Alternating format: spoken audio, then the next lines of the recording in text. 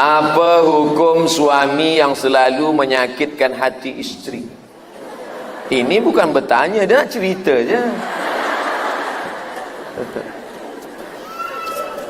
Bila suami puan selalu cakap kasar, sumpah serapah, hamun, caci maki, tumbuk tinju, pukul, muka biru, kaki patah, maka jangan pertahankan, kerana hidup hanya sekali. Buatlah untuk beribadah kepada Allah.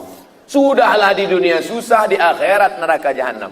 Pikir baik-baik. Maka mengadulah kepada wali. Wali puan ada 6. Ayah, datuk, abang, adik lelaki, abang ayah, adik ayah. 6. 6-6-nya tak ada, dah habis kena tsunami semua. Report ke mahkamah syariah. Ada hakim kita di Sabah. Nanti hakim panggil dia. Laki Fir'aun, sini. Jangan diam. Kenapa bodoh? Kenapa tak bangkit? Kenapa tak melawat? Ini banyak perempuan dibodoh-bodoh oleh lelaki. Awak isteri saya, surga awak di bawah tapak kaki saya. Ini bukan ajaran Islam. Perempuan diberikan kehormatan oleh Islam. Perempuan bukan budak hamba sahaya. Perempuan dalam Al-Quran disebut sebagai hunna libasul lakum wa antum libasul lahun. Perempuan adalah pakaian. Macam mana pakaian? Pakaian yang menutup diri. Abdul Somad berani bagi tazkirah ini karena pakaian. Ada sorban, ada perempuan yang menutup dia.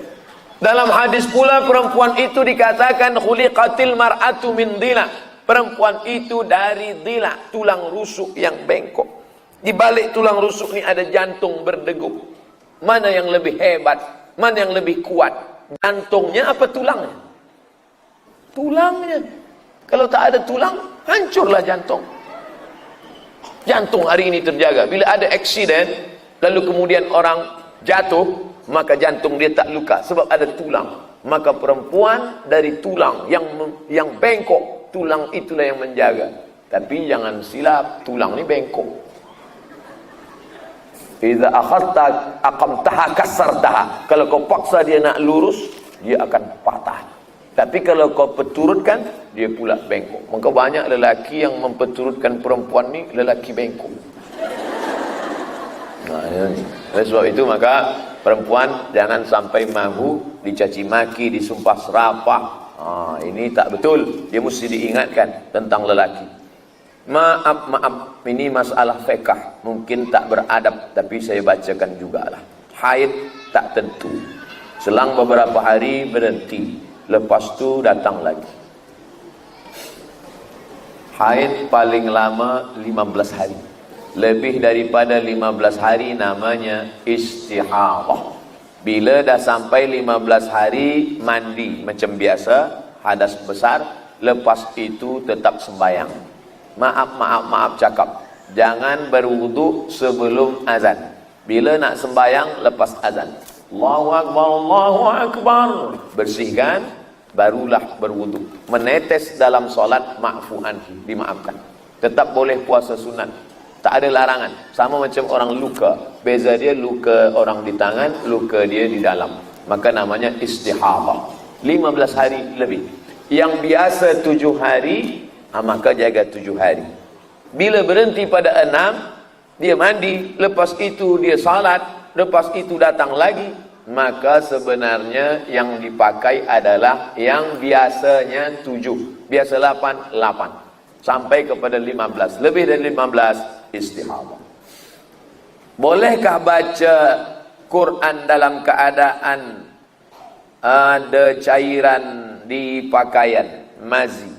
Baca Quran tidak mesti ada syarat toharah pada pakaian. Tapi kalau pakaiannya suci, afdal. Jadi kalau pakaian dia kotor, dia baca Quran, sah. Tapi dia berwuduk. La yamassuhu illal mutahharun. Tak boleh baca Quran kalau tak suci, ambil wuduk. Tapi pakaian paling afdal, eloknya suci. Bagaimana nafkah isteri yang bekerja untuk membantu suami, tapi nafkah yang dia dapat kadang ada, kadang tidak. Bagaimana nafkah istri yang bekerja untuk bantu suami, tapi nafkah yang dia dapat kadang ada kadang tidak. Yang dapat kadang ada kadang tidak ni istri apa suami? Perempuan ada 5 hak. 5 hak perempuan, kewajiban lelaki. Pertama, makan. Kedua, pakaian. Ketiga, rumah. Keempat, pendidikan. Kelima, perhatian. Perempuan perlu diperhatikan, perlu dipuji. Perempuan tak ingat apa isi cakap, yang dia ingat adalah kata-kata yang dipakai. Makanya Nabi pilih kata yang dipakai. Nabi tak pernah panggil ya Aisyah tadi. Nabi panggil ya Humaira. Ya Humaira. Humaira artinya ahmar. Wahai engkau yang kulitnya putih bila kena matahari merah. Ya Humaira. Karena perempuan tak ingat apa yang disampaikan, yang dia ingat adalah kata yang dicakapkan. Itu yang dia ingat. Oleh sebab itu Nabi ya Humaira. Banyak lelaki kadang datang ke saya, Ustaz, boleh ke saya panggil bini saya ya Humaira? Boleh. Tapi dia tak putih, tak apa. Senangkan hati dia, ya Humaira. Jangan terlalu jujur. Ini balik ke rumah, ya Hajar Aswad. Perempuan yang membantu nafkah kerana suami tak punya duit banyak, maka balik dari sini bagi tahu dia, abang, sebenarnya aku tak wajib tolong engkau, tapi sebab aku kasihan, jangankan duitku, nyawaku aku berikan. Tapi kalau engkau macam-macam, tapi jangan lupa, perempuan juga boleh bekerja kerana izin dari suami. Bila dia tak bagi izin, izinkan aku nak kerja, selangkah engkau keluar neraka jahanam tempat. Kalau aku bagi 50%, pergilah. Oleh sebab itu maka mesti ada bekerja sama. Wa ta'awanu al-mu'minun, perempuan, wal mu'minat, laki-laki, wal mu'minun, laki-laki, wal mu'minat, perempuan, ba'duhum awliya'u ba'd, mereka saling tolong menolong. Tolong. Saya nak minta Ustaz doakan kesihatan ibu saya, boleh mengidap kanser. Nanti di akhir majlis kita sama-sama doakan semua, mudah-mudahan Allah berikan kesihatan, Allah bagi anak soleh-solehah, penghafal Quran, dijauhkan dari segala musibah. Nanti di akhir majlis kita sama berdoa. Saya punya anak angkat lelaki sudah akil baligh. Apa hukum menunaikan umrah haji sekiranya tinggal sebilik? Bagi puan yang tak ada anak, bila nak ambil anak angkat, ambil anak saudara yang lelaki. Kerana anak saudara lelaki puan punya saudara, dia ada anak lelaki, ambil dia, itu mahram. Kalau anak perempuan, ambil anak perempuan dari anak saudara suami. Suami puan ada anak saudara dia perempuan, ambil, itu mahram bagi dia. Jangan ambil anak orang lain kerana tak mahram. Ambil anak lelaki orang lain, tak mahram. Lebih berbahaya lagi, ambil anak perempuan orang lain. Pertama anak angkat, lama-lama jadi bini angkat. Banyak terjadi. Oleh sebab itu maka bila dah terjadi macam ni, dia dah besar, dah lajang, dah belia, macam mana Ustaz? La yakhluwanna rajulun ma'a imra'atin illa ma'a dhi mahramin. Jangan berdua-dua bila tak ada mahram. Yang kedua, jangan tunjukkan aurat sebab dia ajnabi. Tapi dia dah macam anak saya, dia dah macam adik saya. Berawal dari macam, berakhir dengan macam-macam. Jaga, mesti kena jaga. Setan sampai hari ini belum pencen lagi. Suami saya seorang mu'alaf, memeluk Islam kerana menikahi saya. Persoalannya, beliau tak mahu mengikuti ajaran Islam walaupun beliau percaya ada Tuhan.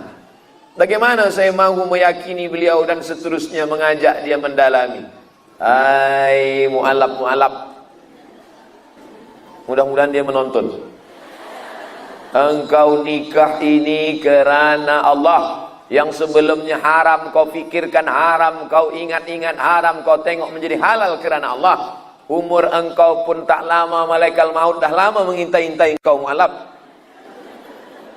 engkau akan mati dimakan cacing tanah, hartamu tinggal, duniamu tinggal, maka yang kau bawa menghadap Allah adalah syahadat la ilaha illallah Muhammad Rasulullah. Salat engkau, ibadah engkau, taubat kepada Allah Subhanahu wa taala.